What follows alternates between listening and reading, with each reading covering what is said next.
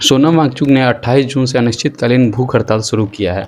आज यानी 15 जुलाई यानी पूरे 17 दिन पूरे हो चुके हैं उनके भूख हड़ताल में। फिर भी सरकार ने अभी तक कोई अकाउंटेबिलिटी नहीं ली है। उन्होंने अभी तक कुछ नहीं कहा है।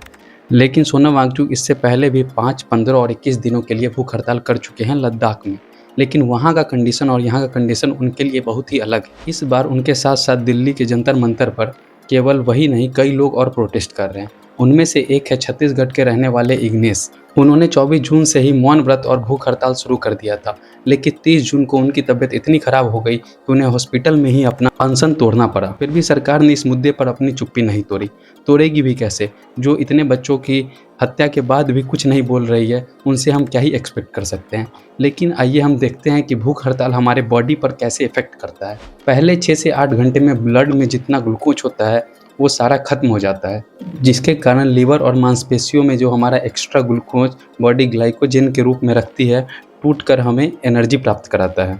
खाना न मिलने पर बॉडी में इंसुलिन की भी कमी होने लगती है। अगले 24 से 48 घंटों में शरीर का पावर बैंक ग्लूकोजिन पूरी तरह खत्म हो जाता है। अब शरीर जबरदस्ती दिमाग को जिंदा रखने के लिए और बॉडी के ग्लूकोज की जरूरत को पूरा करने के लिए ग्लाइकोनेजाइसिस प्रोसेस करता है, जिसमें मांसपेशियों के प्रोटीन और फैट को तोड़कर ग्लूकोज बनाया जाता है।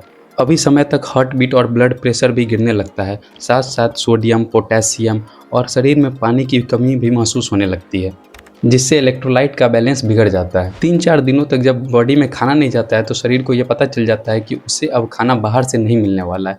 इसलिए शरीर में कीटोज की प्रक्रिया शुरू हो जाती है। इसमें लीवर फैट से ग्लूकोज के ऑप्शन के रूप में कीटोन बनाता है। अब ब्रेन ग्लूकोज की जगह कीटोन से चलता है। अब भूख लगना खत्म हो जाती है और मांसपेशियों को छोड़कर केवल फैट का ही यूज किया जाता है कीटोन बनाने के लिए। इस समय तक शरीर, सांसों और पसीनों से काफ़ी बदबू आने लगता है। आगे आने वाले दिनों में समस्याएं ऐसी ही बढ़ती रहती है।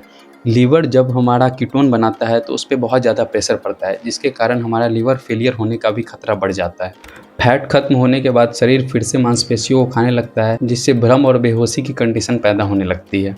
अब देखते हैं सरकार हंगर स्ट्राइक के कितने दिनों बाद अपनी चुप्पी तोड़ती है। सोनम वांगचुक ने मैक्सिमम 21 दिनों तक हंगर स्ट्राइक किया है, लेकिन वो लद्दाख के कंडीशंस में, दिल्ली जैसी गर्मी में नहीं। लेकिन हमें धर्मेंद्र प्रधान जैसे एजुकेशन मिनिस्टर के कारण सोनम वांगचुक जैसे लोगों की जान को दांव पे लगाना कितना सही, ये बहुत ही शर्म की बात है। इसमें सरकार को जल्द ही अकाउंटेबिलिटी लेनी चाहिए और धर्मेंद्र प्रधान को रेजिग्नेशन देना चाहिए। Thank you.